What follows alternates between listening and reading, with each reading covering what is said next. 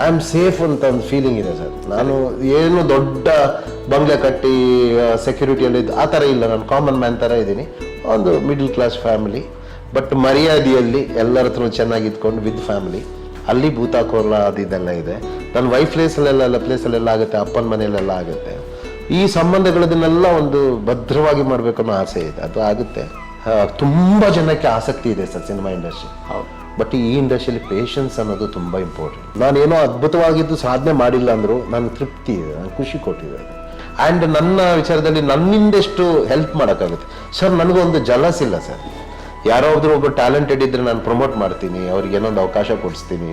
ಮತ್ತೆ ನನಗೆ ಸಾರಿ ಅಂತ ಕೇಳಲಿಕ್ಕೆ ನನ್ನ ವ್ಯವಹಾರದಲ್ಲಿ ಆಗಲಿ ಅಥವಾ ನನ್ನ ಚಿತ್ರರಂಗದಲ್ಲಿ ಆಗಲಿ I am not done any mistake.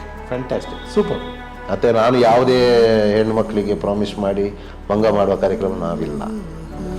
ನಾವು ನೇರವಾಗಿರ್ತೀವಿ ಅಷ್ಟೇ.